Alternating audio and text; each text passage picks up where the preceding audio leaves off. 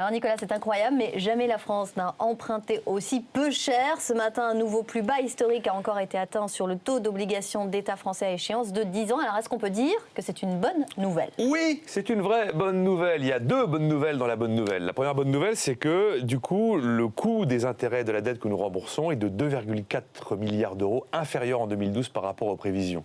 La charge de la dette est inférieure de 2,4 milliards d'euros. La charge de la dette, ça reste la deuxième dépense de l'État après l'éducation nationale, malgré tout, à 46 milliards d'euros sur l'ensemble de l'année, mais c'est moins que prévu. Et la deuxième bonne nouvelle, c'est que plus les taux de l'obligation française baissent, plus les taux immobiliers reculent, car les deux sont liés. Aujourd'hui, on est sur un taux à 15 ans pour l'immobilier, à peu près de 3,3%.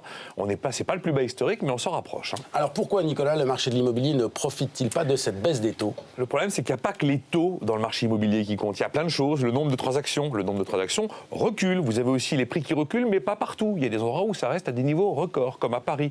Troisième raison, les banques qui prêtent de plus en plus difficilement et qui exigent de plus en plus des apports personnels quand même important pour libérer des fonds. Et d'ailleurs, on voit que le nombre de prêts accordés a reculé d'un tiers. C'est énorme, un tiers depuis le début de l'année. Et quatrième raison, il y a toujours peu d'offres, mais il y a aussi moins de demandes. En fait, ce qui cartonne véritablement, c'est les demandes de renégociation de prêts auprès des banques.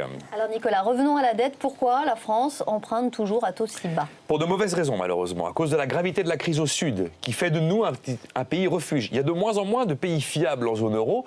Donc, du coup, la France reste encore une terre fiable, malgré tout, et profite finalement des difficultés de l'Espagne et de l'Italie. C'est quand même une aberration qu'aujourd'hui encore, lorsqu'on émet de la dette à 3 mois ou à 6 mois, on émette cette dette à taux négatif. Se faire payer pour emprunter, ça reste une anomalie, ça reste un non-sens, ça reste une difformité véritablement économique. Alors Nicolas, on a envie de savoir si la dette de la France peut encore longtemps inspirer cette confiance. C'est vrai que ce sera un test en 2013 dans la zone euro, la dette de la France. Notre atout, c'est que notre dette est très liquide, elle peut s'acheter et se vendre très facilement. La difficulté, c'est que pour la première fois, la France sera premier émetteur de dette de la zone euro en 2013. C'est pas un statut très enviable. Et notre pays est quand même le seul à ne pas avoir engagé les vraies réformes de fond.